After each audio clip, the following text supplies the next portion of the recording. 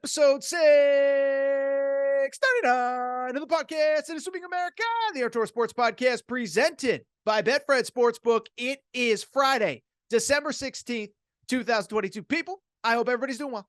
I hope everybody is having a great day. I hope everybody is ready for what should be a little bit of a different Aaron Torres pod on a Friday. Here is what I mean by that. Here is what you need to know. For the first time in a long time, I don't think we're going to talk football today. I think Monday we'll get back to some of the transfer portal stuff, some of the recruiting news and notes. But the bottom line is it's been a quiet week in college football. And so what we're going to do instead is this. It's going to be a mostly basketball show. We're going to talk about Arizona getting their investigation that's been going on forever. It is done. I've told you for years the narrative does not fit the facts with Arizona and Sean Miller. I was proven correct. From there, we will talk about after Arizona, really the week in college hoops. So busy week, fun week, games like Memphis, Alabama. Louisville picks up their first win. Creighton continues to struggle. Talk about some of the games that have happened.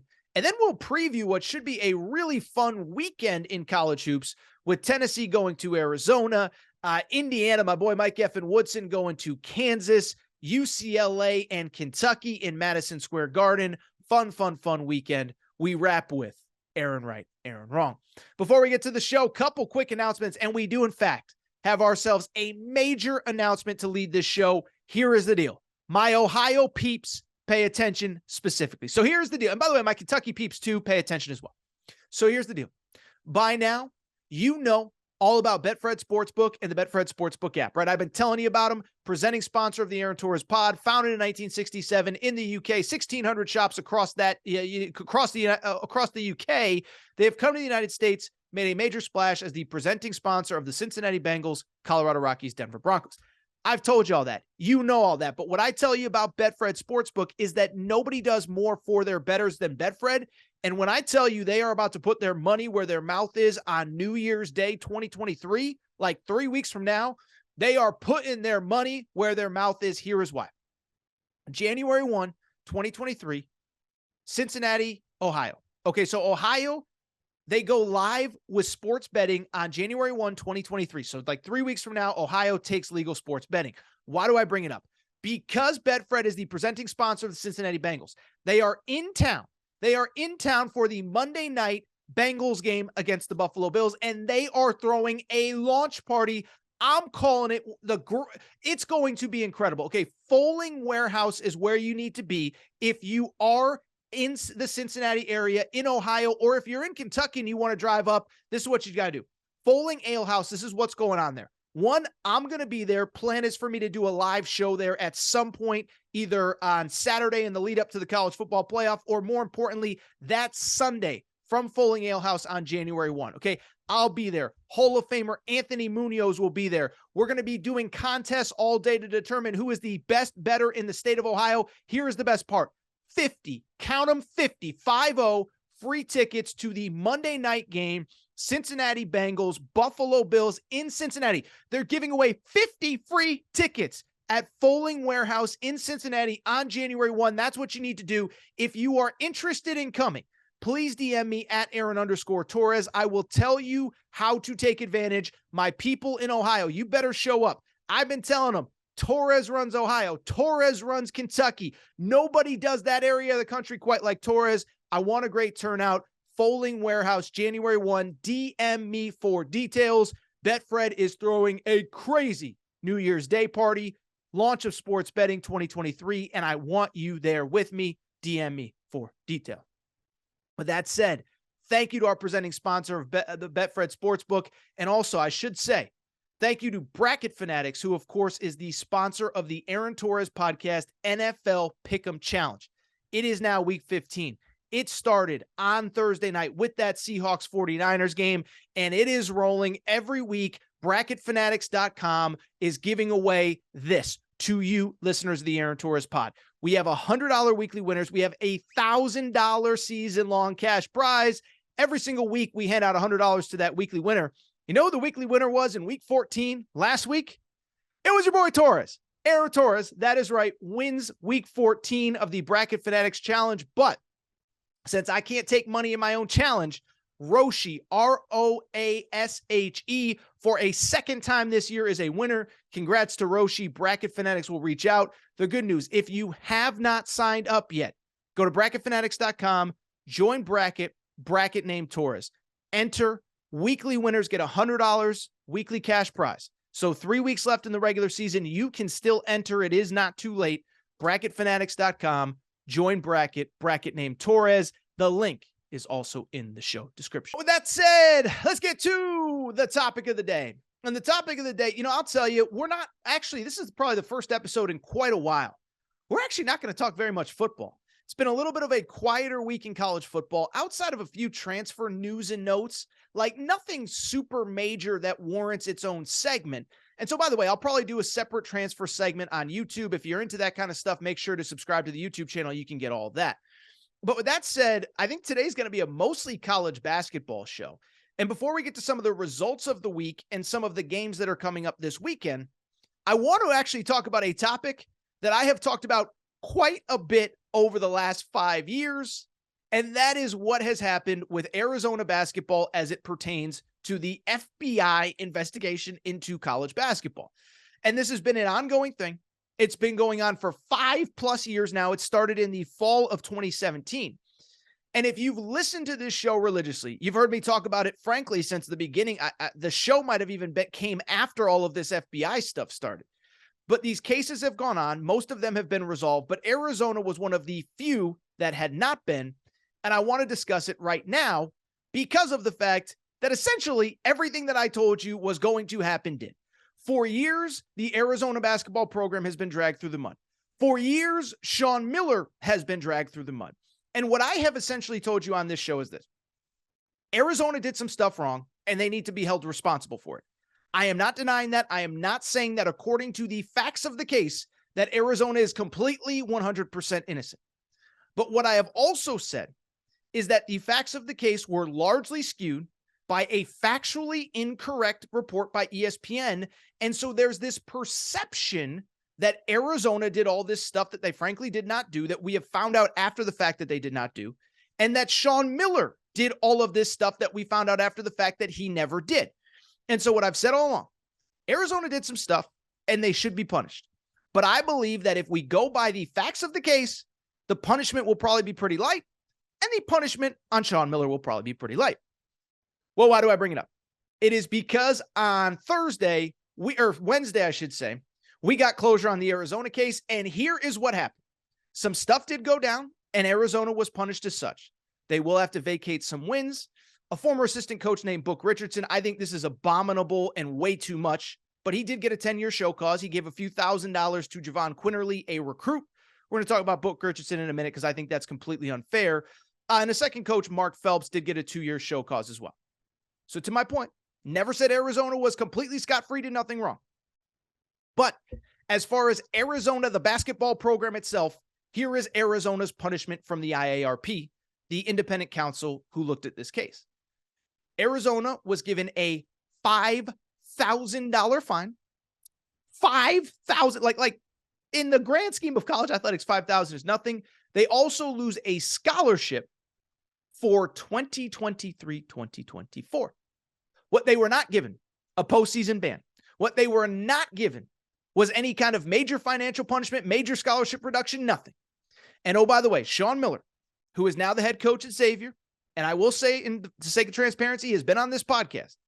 Sean Miller was given 0 suspension and is allowed to coach his team as seen fit. The IARP essentially saying that he has served the punishment that they deem as fit, which is ultimately getting fired from Arizona. And so I bring it up because everything that you think about Arizona, everything that I've told you was factually incorrect, everything that I told you was going to happen for the past 5 years, it came true on Wednesday as Arizona was given a very light punishment. Sean Miller, no suspension, no fine, no firing, no show cause, no nothing. And let's be honest, I hate to brag, but I am going to take the victory lap because I've been right on this all along. Now, a lot of people would ask me, are you surprised by this finding? And what I would say is, and I went on one of the Arizona radio shows on Wednesday when this all came out, I'm not surprised because of one simple fact. the IARP, which is the independent counsel that is kind of figuring out all these cases, they've kind of set a precedent in all of these cases, right? They basically said that we don't want to punish the current student athletes. We don't want to punish the current coaches if the current coaches were not involved. And we want to kind of like that's just the precedent that they set. And so if you remember, we talked about Memphis maybe a month or two ago. And if you remember with Memphis, that was the James Wiseman deal. We don't need to relitigate all of that. But with Memphis, they never took a postseason ban. They played James Wiseman, and Penny Hardaway was never suspended for a second, whatever. When the Memphis ruling came down, Memphis was not given a postseason ban, Penny Hardaway was not suspended, and the school likewise got a fine. So I'm not surprised about the Arizona result, strictly because of the fact that if Memphis never got a postseason ban and never had Penny Hardaway get suspended, I didn't think you could do that to Arizona either, because remember, they did fire Sean Miller 2 years ago, and they did take a postseason ban, a self-imposed postseason ban, a few years ago in a season in 2020 or 2021, where they were good enough to make the tournament. And so that's what happened. That's how it went down. And what I really want to do now is just talk about why I have defended Arizona so long and why a lot of people are surprised by the punishment with Arizona and with Sean Miller. And why people say, Torres, what is this thing with Arizona that you're always on? And so it goes back to something that I said to kind of lead this segment. I've never said that Arizona is completely innocent of everything. But here is the problem, and here is the thing that you guys and girls, if you're not an Arizona fan, have probably forgotten about this case. And I think it makes it the most interesting case and in many ways the saddest case. Most of the public perception of what happened at Arizona was based on a factually incorrect report from ESPN. You guys and girls probably don't remember it if you're not an Arizona fan, but in the middle of February, if you remember, all these cases, all of these stories broke in early November. I think it was October or November of 2017. And then every single week, like a new twist or turn came out. All these news outlets were trying to one-up each other in terms of the stories that they were able to break. Well, in February of 2028, ESPN on a Friday night, I'll never forget it, I was right in front of the TV, puts out this bombshell report that Sean Miller was caught on a wiretap telling Christian Dawkins, who was the main kind of middleman in all of these cases, that he had personally paid DeAndre Ayton $100,000. And it was a huge story at the time. I talked about it. I still have tweets basically saying Sean Miller's done. He'll never coach college basketball again. The problem was, as the days went on, one, Sean Miller completely denied it. DeAndre Ayton was like, I don't know what you're talking about. And as the days went on, you could kind of start to punch holes into the narrative. And so right away, I came on this show. I think we had just maybe started this show. And I said, I think I might have gotten some of the facts on the Sean Miller thing wrong, because there were just little inconsistencies. Christian Dawkins had never worked with DeAndre Ayton. So why would Christian Dawkins be talking to? There was just a lot of real inconsistencies about the whole situation. And so I've always kind of backed off and I said, I got that one wrong. Everything we know does not prove that this call ever happened. And then this is the crazy part. This is the really crazy part, is that Christian Dawkins, when he was in court, and I know I'm going all over the place, but stick with me. If you're an Arizona fan, this is probably music to your ears. Everybody else is probably a little bit confused. But Christian Dawkins went to court as part of these FBI cases and under oath said, oh, that call never happened. I don't know where that came from, but it never happened. And so why I've always defended Arizona fans is because ESPN puts out this report right away. The school refutes it. The school stands by Sean Miller. DeAndre Ayton, who's 18 years old, gets caught in the middle. And then we find out under oath that the call never happened. Yet ESPN never ran a retraction.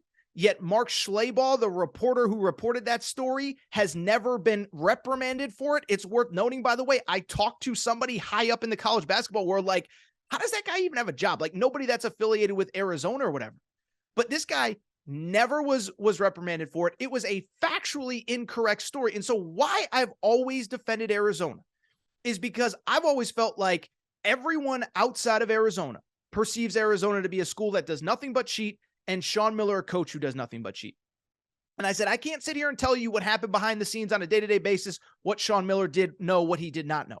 But the big accusation, the allegation that Sean Miller paid DeAndre Ayton $100,000 personally, it never happened. And so why I've always defended Arizona is pretty straightforward. It's because if it was any school, I would do the same. Imagine you're a UCLA fan, a Kentucky fan, a UConn fan. I'm a UConn fan.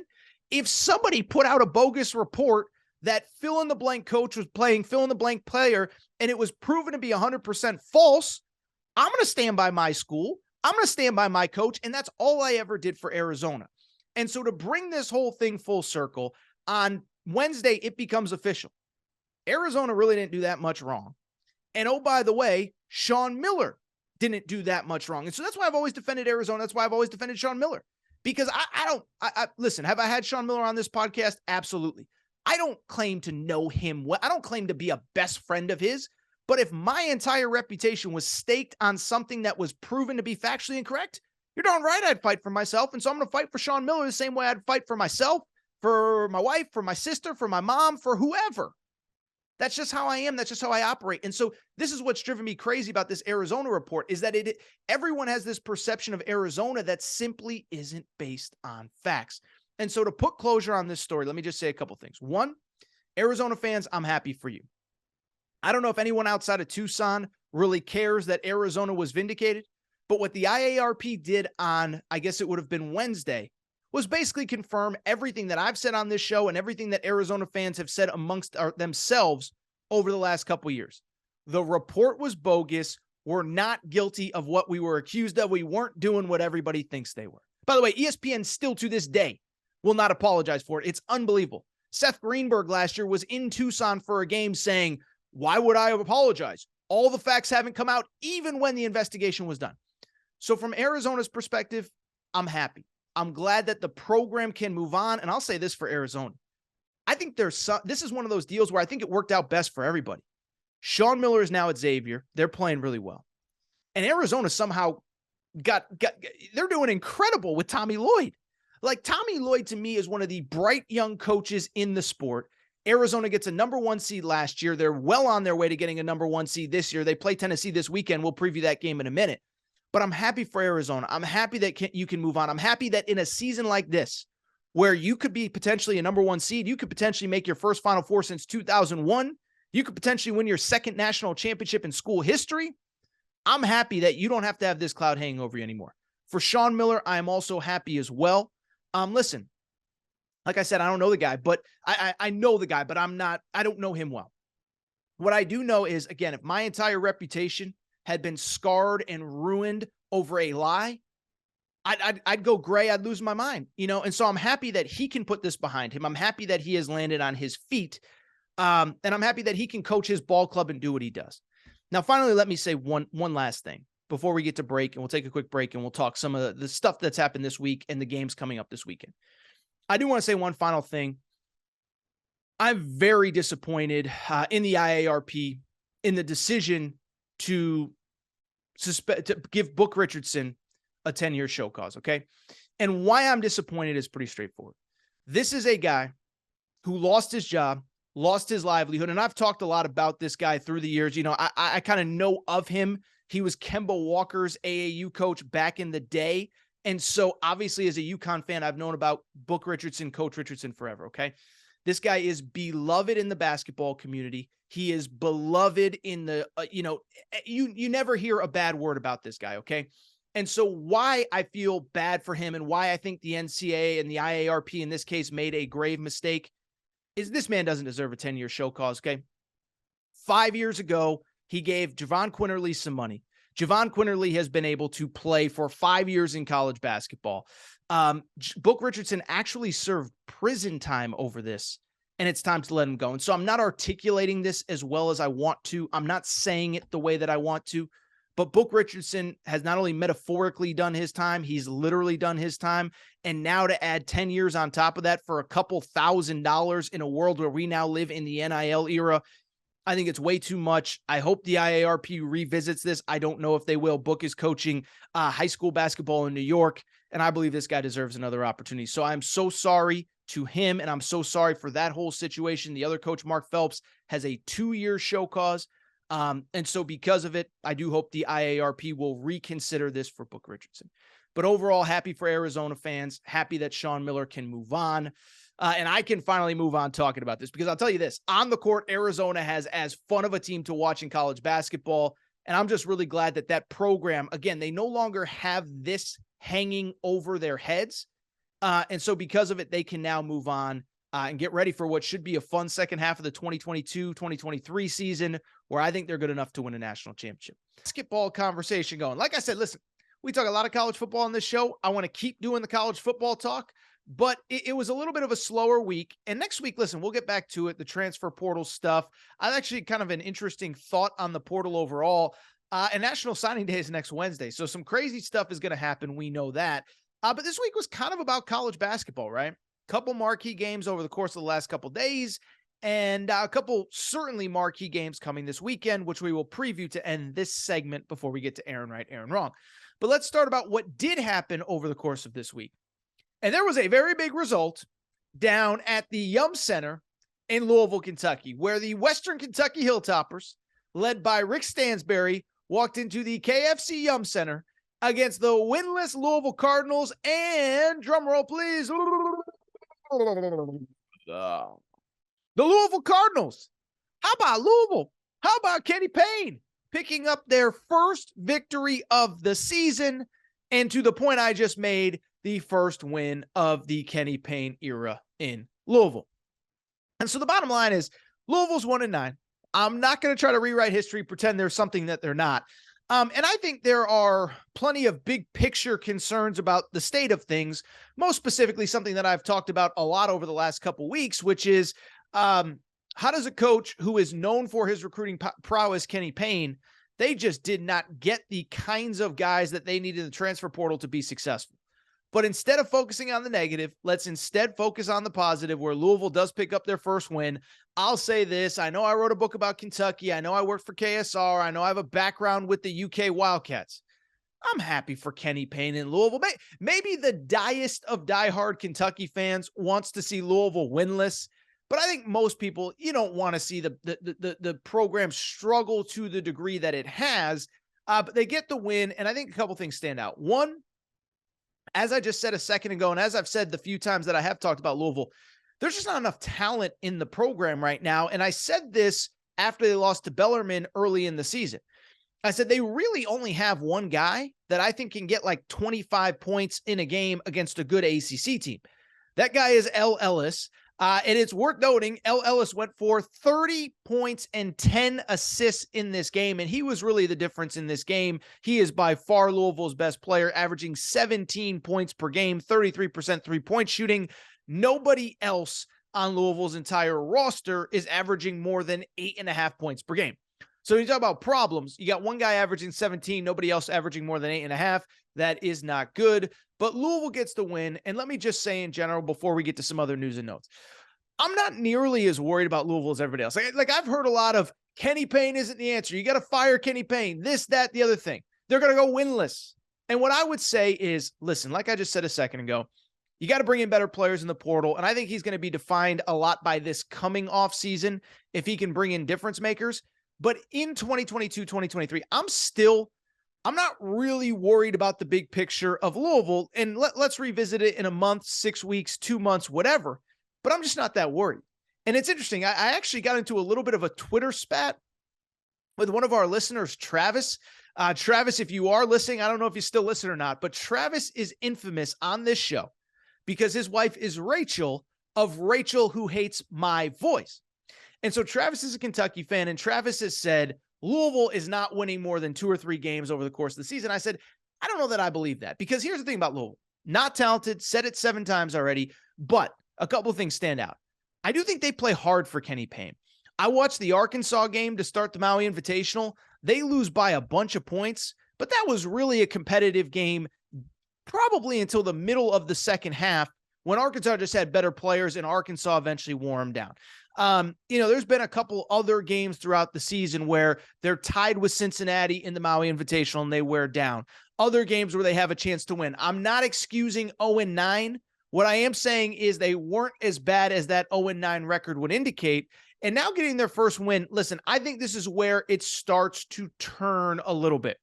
They get the win. The next 2 games, Florida A&M and Lipscomb.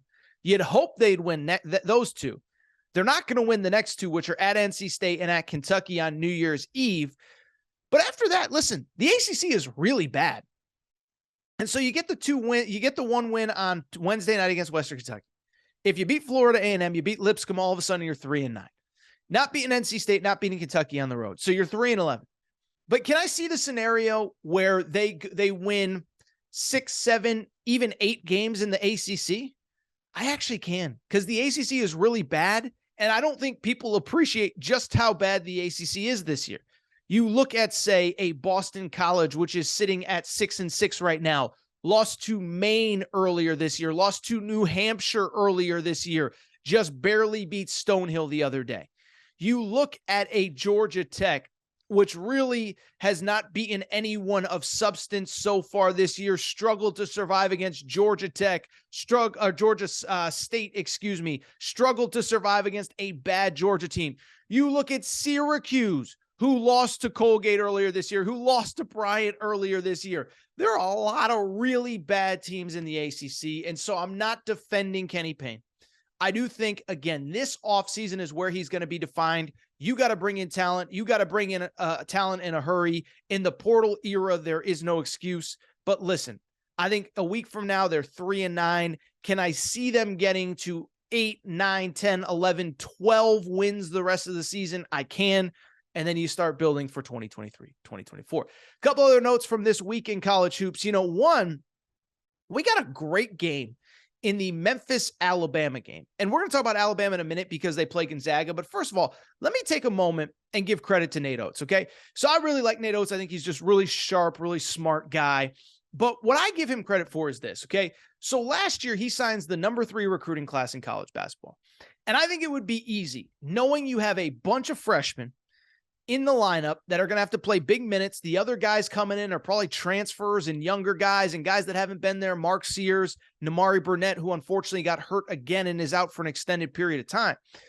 But it'd be easy with all that freshman talent on the roster to say, you know what, we're going to kind of ease into the schedule. Instead, here's who Alabama has played so far this year. They've played Michigan State, pretty good team.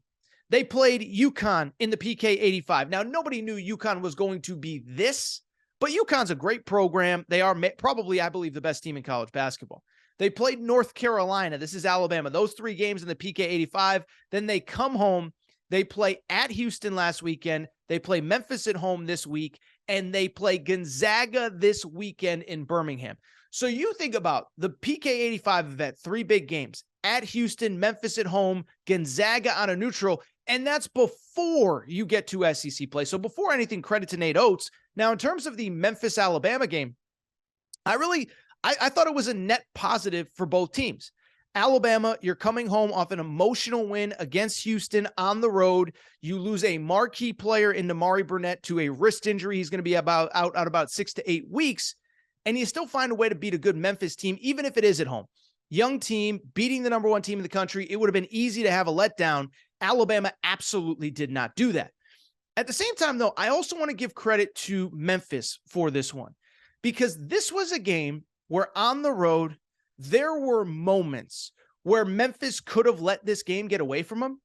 And I came away so impressed because every single time that Alabama looked like they were going to break it open, Memphis made a play. Memphis made a defensive stop. Memphis made a run. They lose 91-88 in a game where their best player, probably their second best player, DeAndre Williams, fouls out. Their best player, Kendrick Davis, gets hurt probably with about 3-4 minutes left. Malcolm Dandridge, their starting center, gets hurt and misses most of the second half. This is just a tough team. And it's almost the opposite of what we've seen from Penny Hardaway's teams early on in his tenure.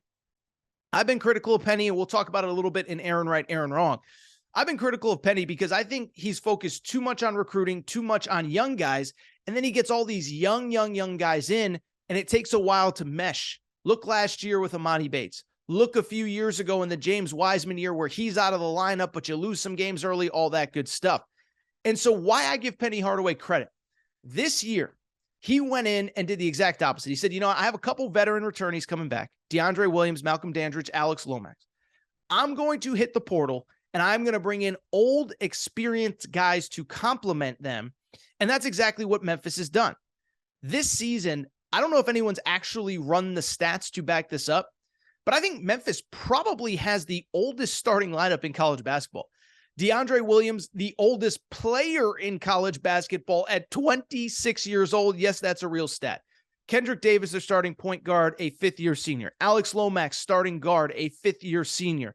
Malcolm Dandridge, fourth-year player in college basketball. And they just look like a tough veteran team where nothing phases them. And when I look at this season, first of all, they've been impressive so far.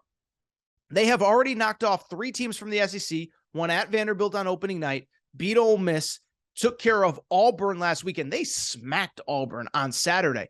And their 3 losses, they lose at the buzzer to Seton Hall. They lose to Alabama by 3 on the road. They lose to a good St. Louis team on the road as well. This is a really good team. This is a team I don't think Penny Hardaway and Memphis are going to have to stress, barring something catastrophic. This is not a team that is going to have to stress its way into the NCAA tournament. I think this is his best team, best built to make a run in the NCAA tournament, and they're really, really, really good.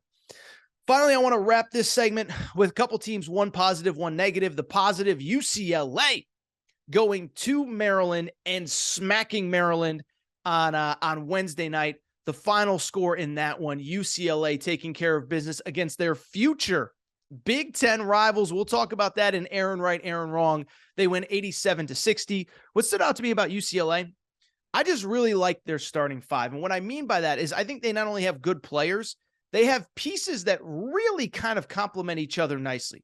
Veteran point guard in Tiger Campbell. Young dynamic guard in Amari Burnett. Wing player in Jalen Clark, who Mick Cronin has said many times, the best defensive player in college basketball. This guy is a stat sheet stuffer, 19 points, 6 rebounds, 3 assists, 4 steals in the game against Maryland. And then the big guys, Jaquez and Adembona down low. For Maryland, you're just not there yet. You're just not there yet. Year 1 under Kevin Willard. They've now lost 3 straight, lost to Tennessee over the weekend. I think they're a tournament team. I'm not overly worried. On the negative side of this week, though, it was a game that I was at, and I do want to address it. Arizona State played Creighton on Monday night. First of all, credit Arizona State. So Bobby Hurley is kind of a lightning rod coach. He's obviously the brother of UConn's coach, Dan Hurley. And this is a guy that's taken a lot of heat through the years. This year, I can tell you, being at that game, he is a tough guy to play for, but he has guys on that team that clearly like playing for him. He's got Frankie Collins, a transfer from Michigan, averaging 11 points, 5 assists. He's got two brothers, Desmond Cambridge, who came from Nevada, played for Steve Alford the last few years, and also on top of that, Devin Cambridge, who came from Auburn. And so this is a team that likes each other. They play well together. They are currently 10-1. They actually have, outside of Arizona, the best record in the Pac-12. Really good team at ASU. As for Creighton, not so much. And I've actually gotten a few questions about Creighton. They're in the Big East. A lot of UConn fans ask me, what do I make of them so far? Listen, I'm going to do the thing where I defend them a little bit, because Creighton, they were a preseason top 10 team. I kept telling everybody I like them, don't believe the analytics. Well, Creighton has now lost 5 straight, but I think it's hard to gauge who they've lost to and how it's gone down. They lose to Arizona in Maui, might be the best team in the country. They come home, they play at Texas, lose at Texas. And then their starting center, Ryan Kalkbrenner, goes out with they're calling it a non-COVID illness, and has missed the last 3 games.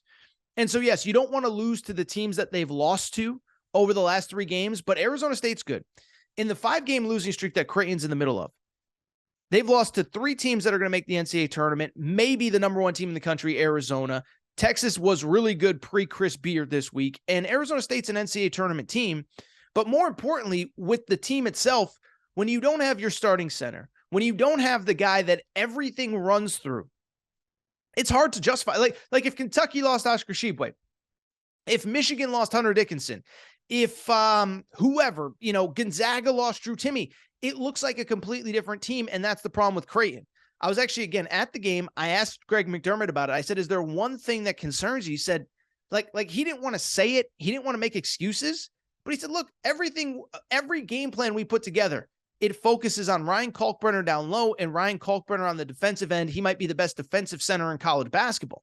And so to not have him, I'm not that worried. It doesn't seem as though Creighton's worried. Kalkbrenner is their leading scorer, second leading rebounder, almost 2 blocks per game. They don't have him. The reports are that he probably will not be ready for their Friday game. That is tonight against Marquette. But the hope is that early next week when they play Butler, he will be available. Finally, I'd be remiss if I didn't mention a couple games this weekend that are going on. And I'll tell you, this is a loaded slate and it is a fun slate of college basketball. I'm actually going to start with one of the later games on the day, 5:15 Eastern time, the CBS Sports Classic, UCLA versus Kentucky. The game is at Madison Square Garden. We know that Kentucky fans travel well to New York. A couple things stand out. One, I think this will be an interesting test for UCLA from this perspective. As I just said, we know they're going to the Big Ten in a few years. So remember, they played at Maryland on Wednesday. Now they play in New York on Saturday. Why do I bring it up? It's because they basically probably left LA early Tuesday, landed late Tuesday, played late Wednesday. Now they're going to be on the road again until Saturday. And why that's important, UCLA better both mentally and physically prepare themselves, because when they go to the Big Ten, they're going to be doing this 6 times a year. The Big Ten plays 20 league games, which means that you're going to probably take 5 cross-country road trips, play 2 games at a time while you're there.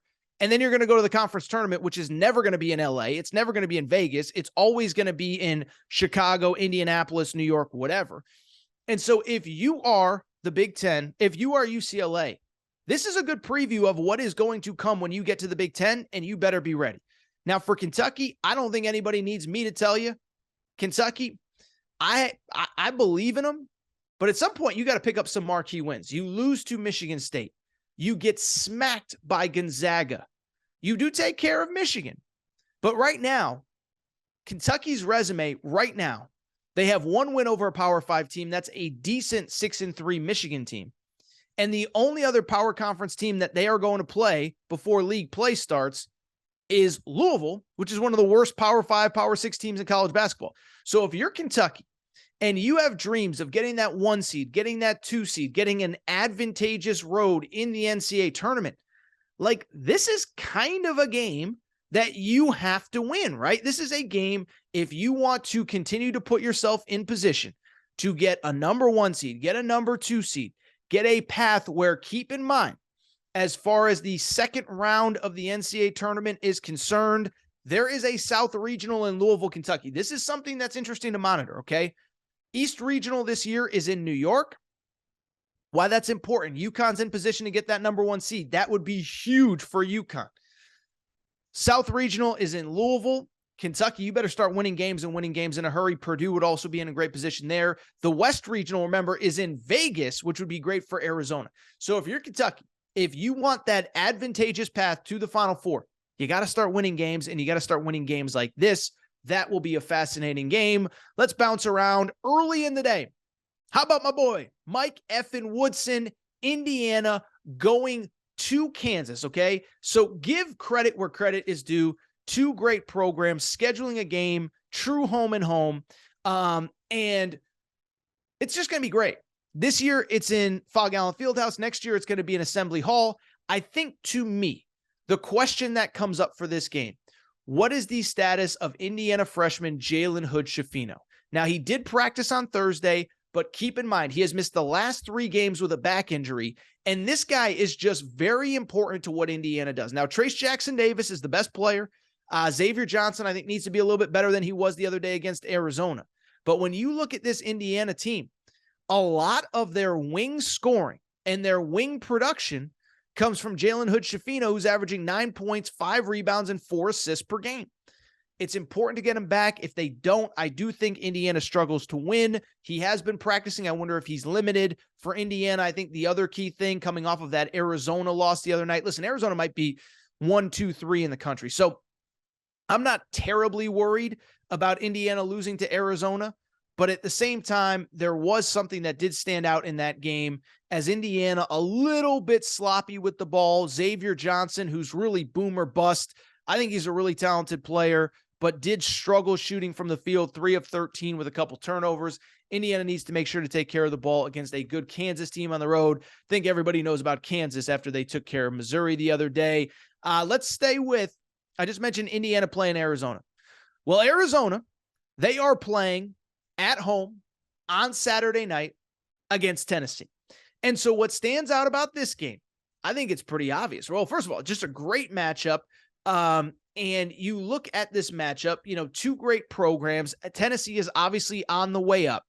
What is most interesting about this is called styles make fights. This is called strength on strength. Arizona currently the number 1 scoring team in all of college basketball, averaging 92 points per game. You know who the number 3 scoring defense is in college basketball? It's the Tennessee Vols. Tennessee holding teams to 51 points per game. And Tennessee, if you remember, we talked about them just very briefly on Monday's show. But Tennessee, they played at Barclays Center, against Maryland the other day. They hold Maryland to just 33% from the field, 8% from 3. So this is going to be a fascinating styles make fights. Tucson, great place to watch a game. So excited to watch this one. A couple other ones. Houston versus Virginia. I think we'll have a lot to talk about in this one. Houston, both teams just elite defensively. Houston is actually holding opponents to the lowest scoring per game. 49 points per game is what Houston is holding its opponents to. However, in terms of field goal percentage defense, which is obviously the percentage that you give up as a team, in terms of that is concerned, Houston is number 1. Virginia, as always, is very good as well. So it'll be really interesting to see how that one shakes out. That game is in Charlottesville. Really curious how that one shakes out. The other one of note, North Carolina playing Ohio State, and also a big one. 2 teams we've talked about a lot early in this season. Gonzaga going to Alabama. The game is technically a neutral site game in Birmingham. But what stands out to me, I've argued all year long, I don't like the Gonzaga guards. Can they handle the pressure from a very good Alabama defense? I think we got to give Nate Oates a ton of credit. Alabama right now, number 15 in the country in field goal percentage defense for a team that plays that many young guys. That is really, really, really impressive. All right, I think that's it for the College Hoops Rewind and Recap. This is going to be a fun time, man. We're really going to ramp up the College Hoops coverage and cannot wait to continue to keep talking about it. It is fun. It is fun. It is a fun time of year, all that good stuff. But this is what I want to do, though. I do want to switch gears, and I do want to hit on a topic that you guys and girls, especially this time of year, you absolutely love. And that is some transfer portal conversation. And I think this is the second time that we've really done one of these transfer portal updates here on YouTube. And the bottom line is I think now is kind of a good time to do it. 1, because you guys and girls love it. But 2, there really are some developments since the last time we did one of these. Keep in mind, the portal opened about 10 days or so ago now. We've had hundreds, if not thousands, of names enter. And so I'm not going to be able to get to every single little news and note, but there's about 4 or 5 things that I really want to hit on because these are names that could impact college football next year, and especially now. We have kids taking visits. We have kids visiting campuses. We have kids meeting with coaching staffs, and we have kids that are committing. And so it feels like a good time to do a catch-up, let you know what's going on, give you all of the key details. The first place I want to start is really, it's at Texas A&M. And so Texas A&M has had a lot of guys lost to the portal, but everybody, there's so much negativity nationally around Texas A&M. But the bottom line is they really haven't lost too many guys that are ultimately all that surprising. At Texas A&M, most of the guys that they've lost are frankly the guys that you lose at pretty much every program. It's back end of the bench guys that weren't going to play, or guys that have gotten into some sort of trouble and maybe frankly weren't even welcome back in the program, right? And so everybody loses back end of the bench guys. But when you're A&M, when you recruit at the level that they do, when you struggled this past season, there's always going to be conversation around you. But specifically, there are 3 players in the last week or so that have entered the portal from A&M that were part of that 2022 recruiting class that are now starting to pick up some really interesting recruiting buzz. And I think we're starting to get an understanding of where they are going to go. All 3 to some degree had some sort of trouble at Texas A&M, But the bottom line is when they are as talented as those kids are, you're going to get a second chance. And I'm not saying they don't deserve a second chance, but when you're that talented, you're going to get recruited by some major schools. And so let's get into some of those players who are now very much in the portal and could be making decisions soon. First player I want to talk about was the highest ranked of the three, Denver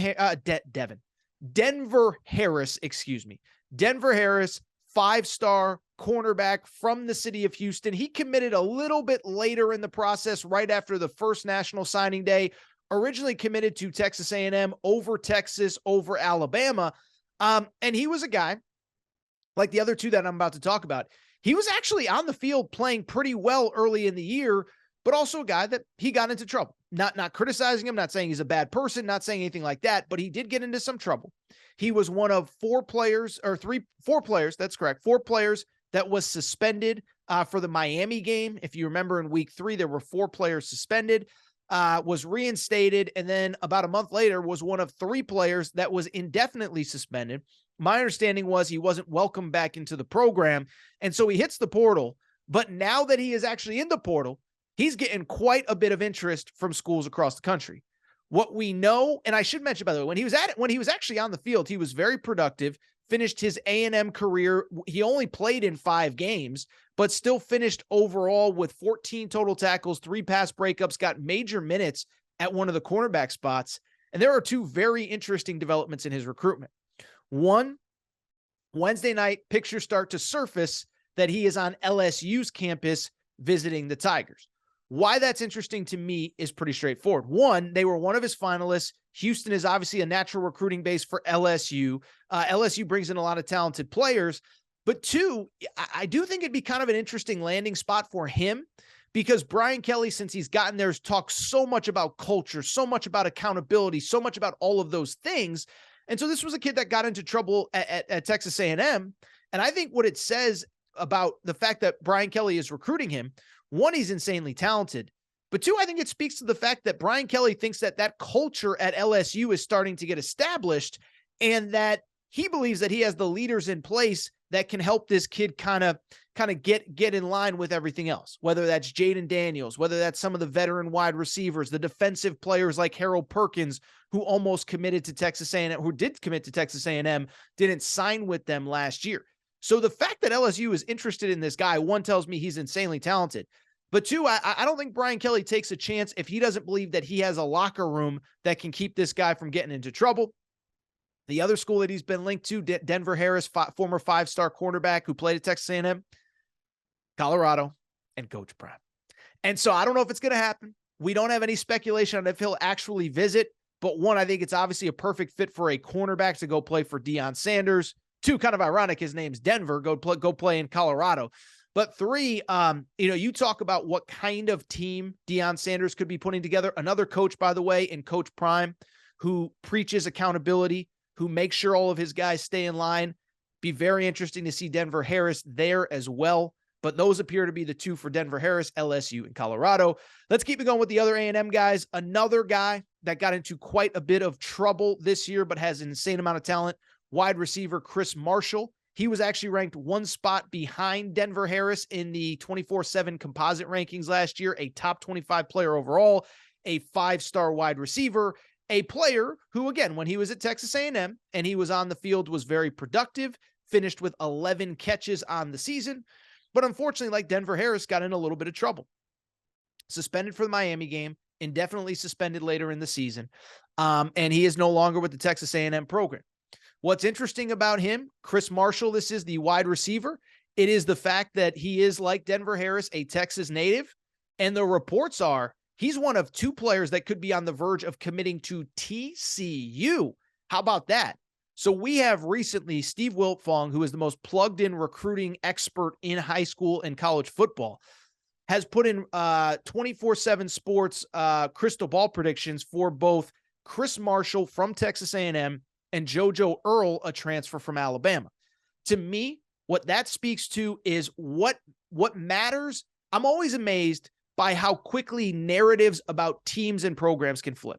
Right now, TCU is hot. They're the buzz team in college football. They're probably the buzz team in Texas, the first ever team from the state of Texas to qualify for the college football playoff. Yes, that is a fact. Texas never got there. A&M's never gotten there. TCU has never gotten there. And so I just bring it up because to me, would be obviously a natural fit, and credit TCU, who seems to be in on a level of transfer that speaks to how successful their program was on the field this year. The final A&M guy I want to talk about, a defensive back, Smoke Bowie, originally from Georgia.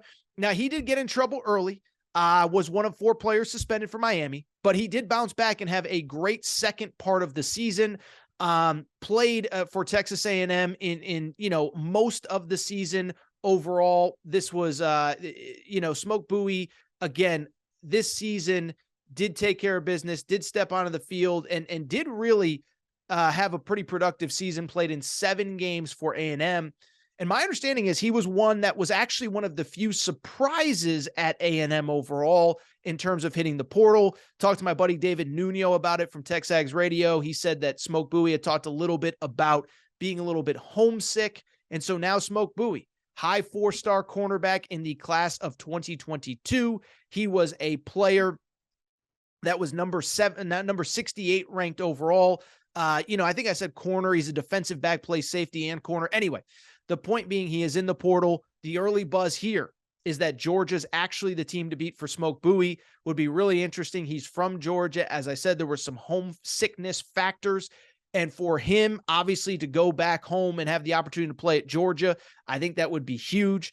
Obviously, again, the culture, everything going on at Georgia is right now. If he decides to go back home and play for the state school, you cannot blame him. Let's get to some other news and notes outside of the guys leaving A&M. And let's get to some positive on A&M, because I don't want it to be all negative when it comes to Texas A&M. That's because they appear to be trending in the right direction for a cornerback coming into A&M, not leaving, and that is Tony Grimes from North Carolina. I think we talked about Tony Grimes on the last update. Very interesting story. Was a 5-star in the high school class of 2021. That was obviously 2021 would have been the fall of 2020.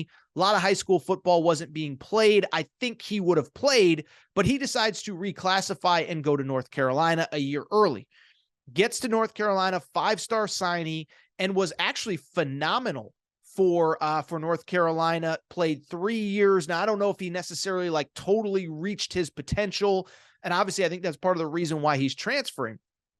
But I bring it up because he's hit the portal and he's been very active. I saw an interview with his dad with The Athletic, and they said they're trying to get to as many campuses as fast as possible. But the good news for Texas A&M is that Tony Grimes, former 5-star corner, it's getting a little hot and heavy with Texas A&M. He was at Texas A&M earlier this week. He's expected to revisit again this weekend. He has also visited USC, and he visited Virginia Tech just a few days ago. Tony Grimes, right now, the early buzz is Texas A&M. There's been some Oregon buzz there as well. A&M, USC, Virginia Tech is where he's visited. But to go back to A&M for a second time in 2 weeks, or in a week, probably 10 days, that's probably nothing but a good sign. Couple other news and notes from across the portal. I'll tell you this. Really interesting story. A kid named Ajani Cornelius, who played the last 3 years at the University of Rhode Island, was an FCS player, all conference this year, 6'5", 330-pound offensive tackle. How about this kid? Decides to enter the portal.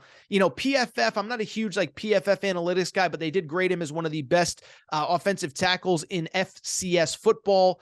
Well, he has hit the portal, and he is a name to know, okay? Has gotten offers from Auburn, Tennessee, visited Nebraska and Oregon last weekend. I think what's really interesting there, just within the last 24 hours or so, Ohio State has offered him. So be curious to see if Ohio State could be a factor for him down the road. But Ajani Cornelius is a name to know there. Just looking across the rest of the transfer landscape. And remember, by the way, AaronTorresOnline.com, we have our transfer portal tracker there that you need to be following. Just a lot going on. Busy day, by the way, at Kentucky. J.Q. Hardaway, a former 4-star cornerback who played at Cincinnati, commits to Kentucky. Big 6'3" corner. Luke Fickell, we know, knows defensive players. J.Q. Hardaway goes to Kentucky. Great get for them. They actually lost a corner to the NFL draft on Thursday. So for them to get him is big. Marcus Cox, also offensive tackle from Northern Illinois, commits to Kentucky. So 2 big commitments for them. Michigan picked up Ernest Hausman from Nebraska. He had 54 tackles this year, 2 TFLs and 1 sack. Ironically, had one of his best games against Michigan. And so credit to Michigan, a second big-time transfer portal pickup for them. They also added an offensive lineman. And really, the other big piece of news that I do want to get to before we get out of here, it does involve, well, 2 other pieces of news. One, Gavin Holmes, another cornerback, Wake Forest. He did pick up an offer from Colorado earlier this week. What's interesting about Gavin Holmes, he's a good player for this reason. He is, as of right now, the only player that Texas has offered in the portal. So Texas had a big portal class last year. They've scaled it back. A lot of guys coming back, a really good 2023 recruiting class. Texas has scaled it back in the portal. Gavin Holmes, the only player that they've actually offered. And oh, by the way, you know who else made news on Thursday? Travis Hunter, the cornerback, of course, from Jackson State, was the #1 high school player in America, commits to Jackson State in a stunner just a year or so ago. Obviously was committed to Florida State, goes and plays for Coach Prime. So why do I bring it up? We keep saying it appears as though he's going to follow Coach Prime. Now, Jackson State has its final game of the season this weekend. I bring it up to say, Deion Sanders was Coach Prime. I'm sorry. Sometimes I call him Deion. He is one of those first name guys. He wants to be called Coach Prime. I'm going to try to respect that. Okay. So Coach Prime was doing an Instagram live and somebody asked him, when is Travis coming? And here's what Coach Prime said. He said, real soon. What do you think Travis is going to do? What is wrong with y'all sometimes? Some of the stuff y'all say just puzzles the heck out of me. Coach Prime indicating Travis Hunter will play the final game for Jackson State this weekend, and then he will be headed to Colorado. That is your transfer portal update for this week. Again, if you enjoyed this video, do me a quick favor to subscribe to the Aaron Torres Pod YouTube page. More transfer portal stuff probably coming as early as Monday because it's a crazy time of year.